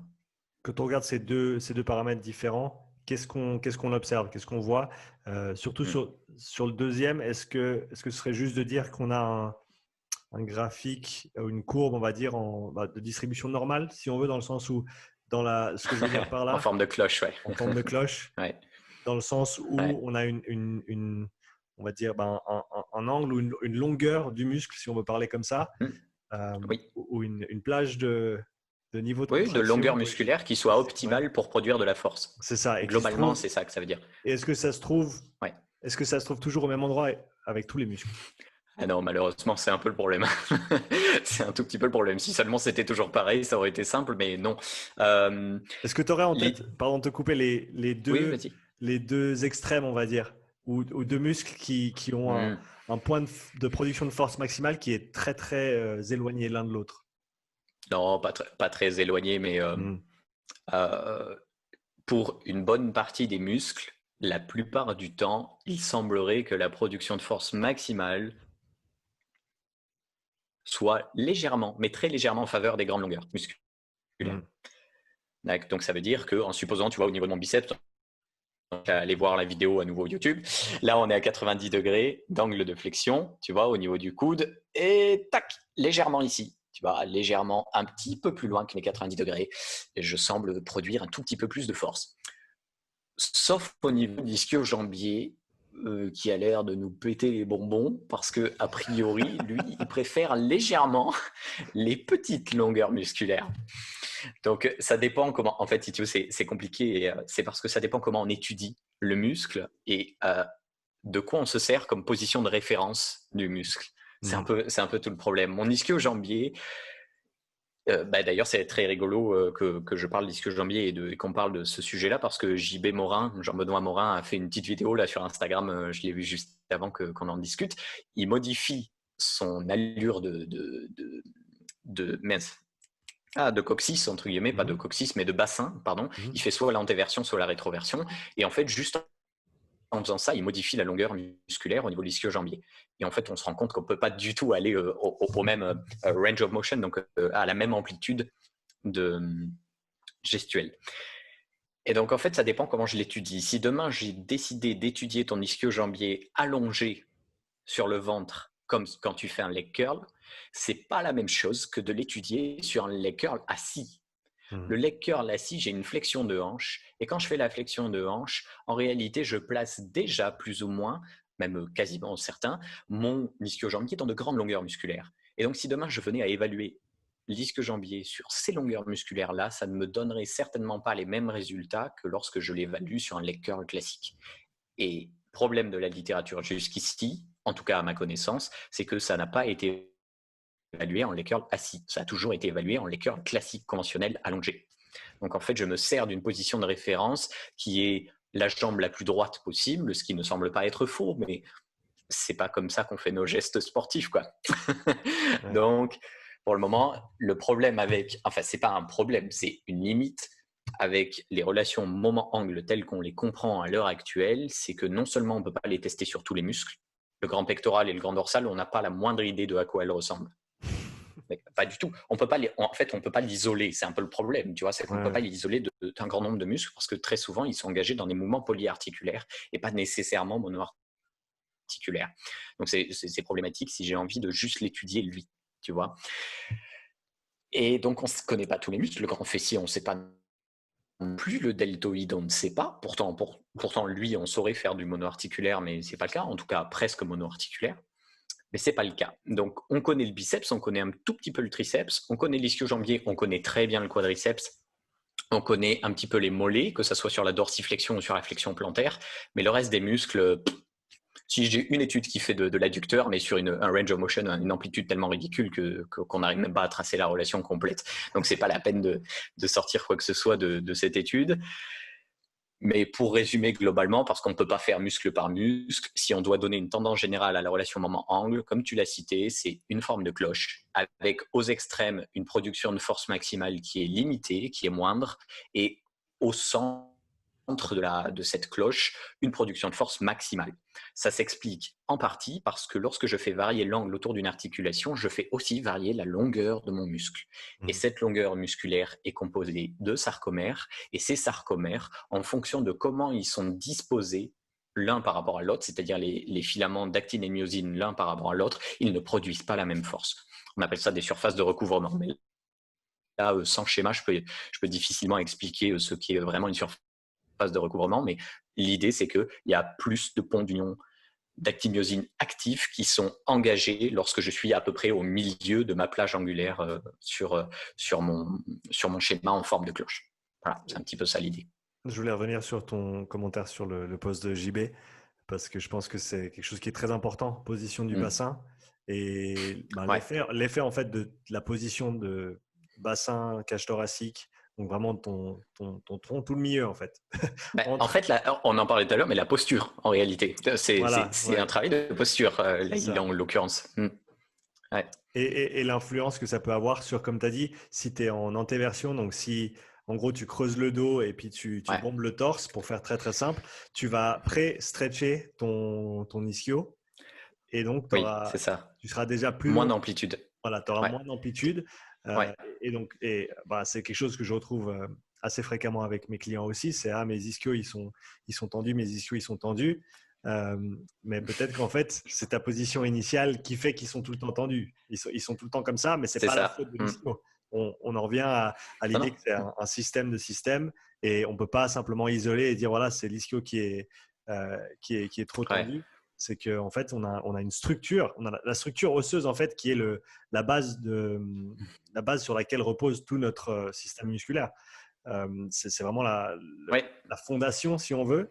Et donc, d'où je vais dire the saying, on va le faire comme ça en anglais, comme ça je connais pas le mot en français, donc on va y aller comme ça, Ça que marche. la structure, en gros, détermine la fonction du muscle ou sa capacité à fonctionner dans le sens où Ouais. la position de l'os en lui-même va en grande partie influencer la façon dont fonctionne le muscle. Oui, en grande partie, ouais. Bah là, en l'occurrence, ce que démontre JB Morin dans son post Instagram, c'est que il est en train d'influencer sur la longueur. En réalité, il est en train d'influencer sur l'angle et l'angle est en lien avec la longueur, et donc il y a très probablement une variation de longueur de mon ischio-jambier lorsqu'il réalise soit l'antéversion, soit la rétroversion de bassin. Et dans cette mesure, effectivement, si tu venais à courir en antéversion, tu limites ton amplitude gestuelle, et si tu limites ton amplitude gestuelle, effectivement, là c'est Newton, tu vois, il ne faut pas aller chercher très loin, mais t'es moins efficace, quoi. Je veux dire, ça n'a rien de magique. Il est préférable, a priori, de courir plutôt en rétroversion et pas spécialement en antéversion. Donc, si demain tu as un client qui est très courbé au niveau lombaire, il y a probablement ça à corriger avant de absolument vouloir le faire courir dans tous les sens, quoi. Comme on l'a fait avant avec les deux sujets précédents, si tu devais conclure le sujet de la relation mécanique musculaire ou des relations de la mécanique musculaire de manière, on va dire, pratique et applicable au terrain, qu'est-ce que tu mentionnerais? En fait, ça n'a pas d'application pratique au sens strict du terme, donc je vais essayer de parler d'une application pratique qui est prétendue dans le milieu plutôt du bodybuilding et des gains d'hypertrophie et de force. Il y a un monsieur qui s'appelle Doug Brignol aux États-Unis qui a monté un livre qui s'appelle The Physics of Fitness et qui propose l'idée de se servir de cette relation moment-angle pour gagner plus de muscles. Parce que selon lui, ça répartirait mieux la tension tout au long du muscle. Donc il fait en sorte d'essayer de trouver des exercices qui, au fur et à mesure que les membres bougent, correspondent, la force produite corresponde à cette relation moment-angle. Et donc, c'est intéressant sur le plan théorique, mais à l'heure actuelle, sur le plan pratique, il y a, à ma connaissance, que 5 études qui peuvent correspondre à la philosophie de Doug Brignol, et ces 5 études ne vont pas dans son sens. C'est-à-dire qu'elles ne montrent pas de différence notable entre une hypertrophie classique avec un entraînement tout à fait traditionnel ou un entraînement optimisé, entre guillemets. Donc, c'est très peu d'études, 5. En plus, elles ne sont pas super bien faites. Il n'y en a que 2 qui sont plutôt bien faites et les 3 autres, il y a un peu de flûte dedans. Mais globalement, ouais, non, mais bon, il faut dire ce qui est. Quand tu emploies. En fait, si tu veux, pour quantifier l'hypertrophie avec les études de Urbanik et Stanislavski, c'est qu'ils prennent des mètres rubans. Ouais. Tu vois, ils font des circonférences et des pertes de masse grasse avec de la pince, c'est pas suffisant. Je veux dire, on a vraiment mieux à l'heure actuelle pour quantifier l'hypertrophie et on a de l'ultrason, on a de l'IRM, ça demande plus de moyens, mais il n'empêche que c'est quand même des gold standards, tu vois. Donc, bon, elles sont pas très très bien faites. Puis il y a pas toujours des randomisations qui sont mises en place. Bref, tu vois, parfois c'est un peu louche. Je pense qu'ils ont pris les mêmes mecs à chaque étude, donc déjà c'est même pas de la réplication, c'est de la pseudo-réplication. Bref, il y a plein de choses, mais on s'en fout. Soyons concrets. En concret, sur l'hypertrophie, ça a pas l'air d'être la panacée, quoi. Ça a pas l'air d'être foufou. J'en ai fait une formation complète d'ailleurs sur le sujet. Je suis déjà en train de vous griller la conclusion de toute la formation. Non, ça ne veut pas dire que ça veut pas dire que c'est inintéressant, mais il n'empêche que sur les résultats au global, ça semble pas faire une différence monstrueuse. Donc en pratique, on s'en fiche. En pratique, on s'en fiche presque, quoi. Dans le cadre de la prépa physique, c'est encore différent. J'ai pas d'autres exemples, en tout cas pas meilleurs que celui que tu as cité, à savoir au sprint, si jamais tu bouges ton bassin et que tu es en antéversion ou en rétroversion, c'est sûr que ça peut changer pas mal de choses sur la longueur musculaire, sur ta production de force et malheureusement sur tes risques de blessure. Donc c'est des choses à pas négliger et il est préférable de repérer ces patterns moteurs assez tôt, à mon avis, dans la prépa physique pour que tu puisses le corriger petit à petit. Exactement. Mathias, je voulais terminer avec quelques petites questions. Je t'invite à répondre aussi avec des réponses aussi courtes que possible. Ça marche. Quand possible, sinon tu peux t'étendre Il n'y a pas de souci. Un petit peu.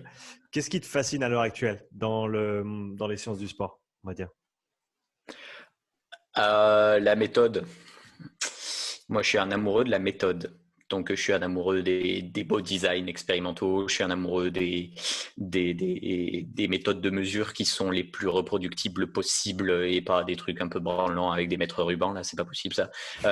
Tu vois, donc, non, je suis amoureux de la méthode. Généralement, ce que j'aime, c'est évaluer la qualité d'une étude.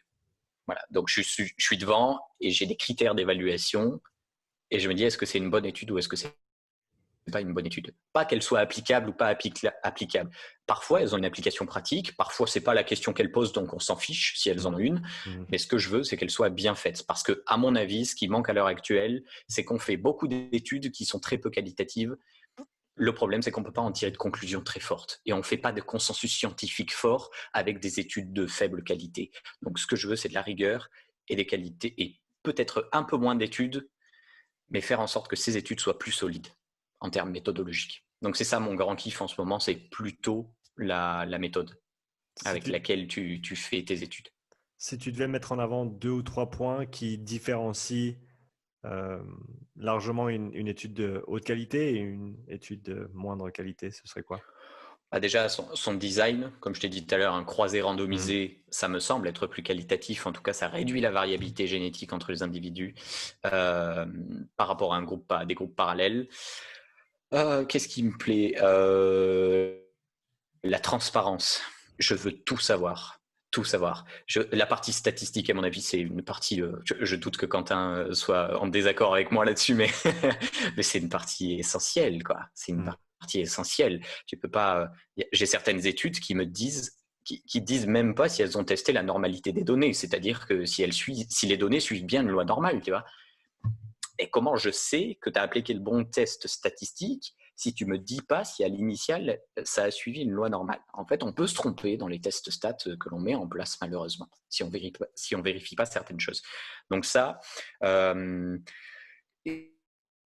la transparence. Je pense que la transparence est de mise, quoi. Tu peux pas faire de science sans transparence. Ça me semble être compromis. Donc, je veux que les auteurs soient transparents au maximum. Je veux que si demain tu puisses reproduire son étude, alors c'est cool, quoi. C'est plutôt cool. Donc ça fait partie des choses. Ensuite dans les domaines biomédicaux, mais là en l'occurrence plutôt de nutrition et de compléments alimentaires, les conditions de simple aveugle et double aveugle, c'est pas pour les chiens, quoi. Si on peut les mettre en place avec du placebo, c'est quand même cool, quoi. Ouais. Voilà. Donc j'aimerais bien que les chercheurs fassent un peu plus d'efforts avec le placebo et les conditions de simple et double aveugle, surtout double aveugle.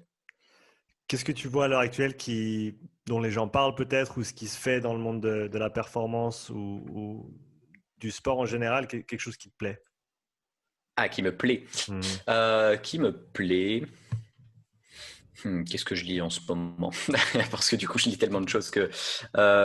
non, qu'est-ce qui me plaît? Si, je pense que les protocoles qui sont mis en place à l'heure actuelle par l'équipe de Schoenfeld, Eric Helms, Greg Nuckols, ces gens-là, je pense qu'ils ont quand même pointé du doigt qu'il y avait quand même un certain nombre de biais méthodologiques dans les anciennes études sur l'hypertrophie, et que matcher par volume d'entraînement, voir si c'est vraiment une méthode plutôt qu'une autre qui fonctionne, ça me semble être quelque chose d'absolument essentiel et qui, à l'heure actuelle, est assez bien fait, en tout cas de leur part.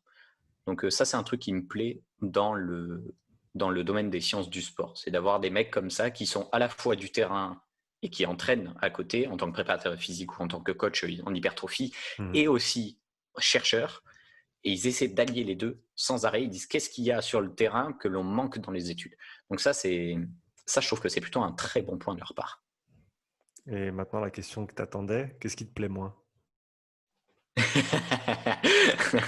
t'ai vu sourire déjà avant que j'ai commencé à parler. Je savais que c'est là que tu voulais aller. Allez, vas-y. Non, c'est pas. En plus, c'est pas du tout un reproche. Il y a beaucoup de gens qui parlent de posture, de lien avec les yeux, par exemple, tu vois, sur ta posture et sur la performance, sur ce genre de choses. En ce moment, ça fleurit.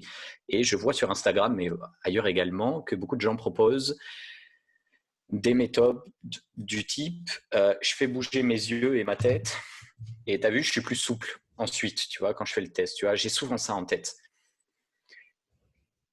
Et quand je vois ça, en tant qu'amoureux de la rigueur scientifique et de la méthode avec laquelle on évalue certains processus, j'ai mon bullshitomètre qui s'amuse vraiment à signer, enfin vraiment fort, à sonner, pardon, vraiment fort.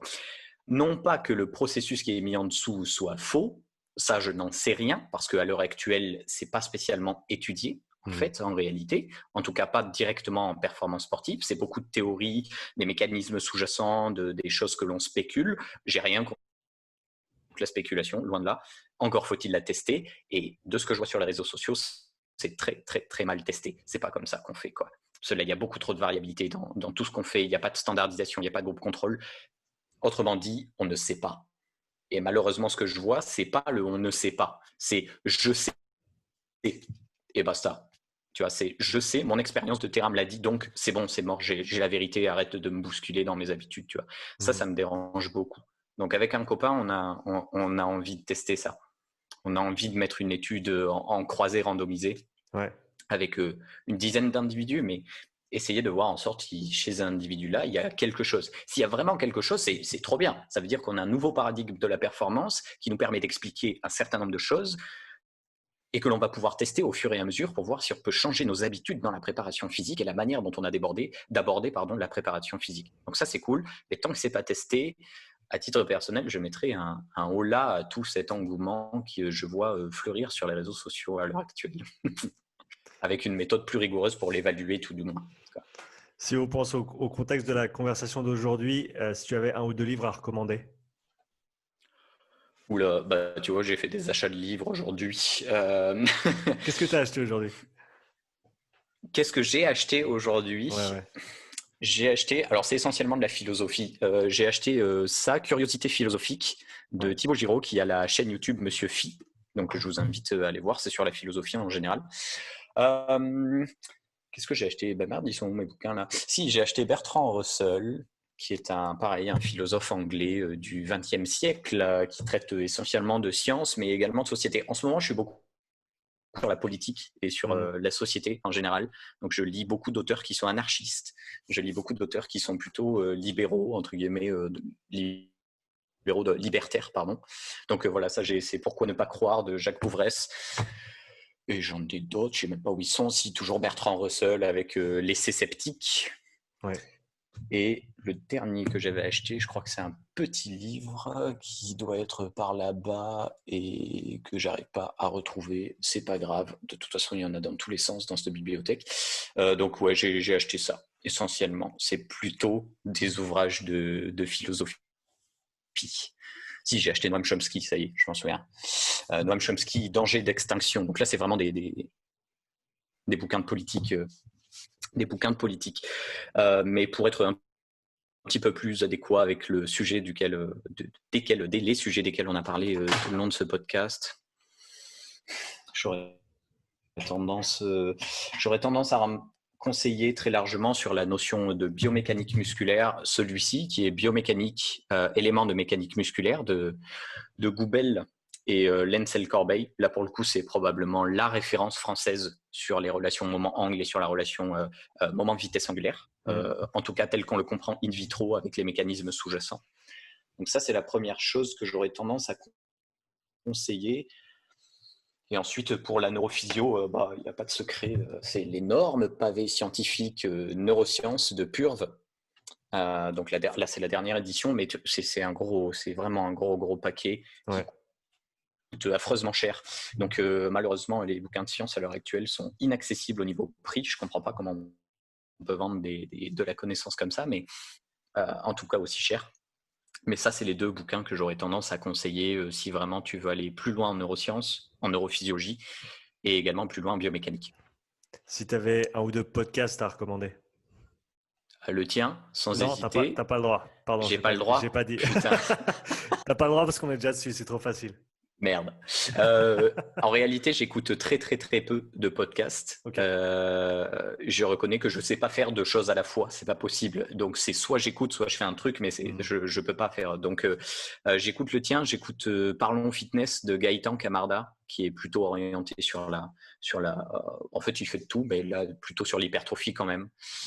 Et ensuite, j'en écoute pas d'autres. Si, mais moi, j'écoute de temps en temps les podcasts de France Culture, quoi. Tu vois, donc c'est chiant. C'est long et c'est chiant. C'est pas du tout. Ça dépend pour qui. ça dépend pour qui, mais souvent c'est assez long quand même. Non, j'ai pas d'autres podcasts. Mis à part le tien et Parlons Fitness, j'ai pas d'autres podcasts parce qu'en réalité, j'en écoute pas. Maintenant que j'y pense, il y a Métachoc. Métachoc, c'est un podcast d'esprit critique. Là, pour le coup. biais cognitif, esprit critique, et la dame qui s'en occupe fait souvent intervenir des gens qui ont eu des expériences avec le spirituel, avec les écoles Steiner, par exemple, l'anthroposophie ou ce genre de choses. Donc c'est plutôt des discussions sociétales, c'est plutôt des discussions politiques, c'est plutôt des discussions autour de la spiritualité, de ce que sont les croyances, de ce qu'est la vérité, de ce que c'est, comment on fait la frontière entre croyances et connaissances, voilà, sur tout ça. Et sur le baratin pseudo-scientifique que l'on observe parfois, malheureusement. Mais voilà, ce genre de choses. Donc, méta-choc, et parlons fitness. Voilà. Si tu avais un ou deux coachs que les gens doivent suivre, à ton avis, qui soit produisent du bon contenu, soit si on étend, peut-être on sort de la catégorie de coach, de gens qui produisent du contenu de qualité que tu suis à l'heure actuelle. Ouais, bah, tu l'as recommandé plusieurs fois parce que les gens l'ont recommandé, mais Evan Bacon, il me semble qu'aujourd'hui, c'est quand même un mec qui sait de quoi il parle, ou en tout cas qui propose un contenu, à mon avis, de qualité, qui peut être sourcé et qui propose vraiment des clés pratiques. Donc, il me semble que c'est un mec à suivre. Qui je suis. Ensuite, je suis pas mal de mecs plutôt en nutrition. Donc, j'ai tendance à recommander très largement parce qu'il a changé de point de vue en cours de route, mais il n'empêche que, à mon avis, c'est pour le mieux. Vassilis Iliopoulos. Il est peut-être un peu virulent sur ses mots, parfois un petit peu taquin, mais il n'empêche que quand il parle d'épidémiologie, il en parle de manière très juste. Donc, il me semble que c'est un mec à écouter, en tout cas pour ce domaine-là, dans lequel je pense qu'il est très fort. Qui c'est que j'ai d'autres? Martin McDonald qui a MNU, c'est Mac Nutrition Uni. Il me semble que toute la team bayésienne, c'est à suivre également parce que déjà ils sont très sympas et en plus de ça ils proposent un contenu evidence-based avec des nuances pratiques. Ils n'hésitent pas du tout à remettre en question les données, en tout cas des conversations que j'ai pu avoir avec eux. Ils n'hésitent pas à remettre en question les données scientifiques pour parfois laisser parler le terrain et inversement. Donc, je trouve qu'ils sont plus modérés que ce que certains affirment. Et ensuite, qui c'est qu'on a d'autres? Tu l'as fait intervenir, mais il me semble que sur les notions hormonales féminines, Barbara est quelqu'un en plus d'être adorable, elle est compétente. Elle est compétente sur ce domaine. Donc voilà, c'est un petit peu les gens que j'ai tendance à conseiller la plupart du temps pour ceux qui s'y intéressent, quoi. Mathias, où est-ce qu'on peut te retrouver sur les réseaux? Instagram, exclusivement en fait. Instagram. Si vous êtes gentil, je vais bien vous filer mon numéro WhatsApp, mais mais sinon Instagram. Et voilà. Donc sur Instagram, c'est là que je poste la majorité de mon activité avec de l'esprit critique, des sciences du sport. C'est essentiellement ça que je fais. Voilà. Un grand merci à toi d'être intervenu aujourd'hui. Merci d'être venu sur le podcast. Je veux dire un grand merci aussi à tous ceux et celles qui écoutent et qui regardent cet épisode, ou les deux. Du coup, si vous avez commencé avec l'audio et qu'ensuite vous voulez voir les biceps de Mathias, vous êtes allé voir la vidéo sur YouTube. Je suis en pull, vous faites pas avoir, je suis en pull. Fallait pas dire. Mais Sean est tout nu par contre, donc ça c'est bon. Comme ça, tu es sûr que personne va voir la vidéo. Donc, oublie Mathias sur son Instagram, lien dans la description. Et pour terminer, je veux dire merci à notre sponsor pour cet épisode. Tu peux aller sur strengthcoachnetwork.com/upside pour bénéficier de 50% de rabais sur ton premier mois d'abonnement. À bientôt pour un nouvel épisode. Allez, ciao.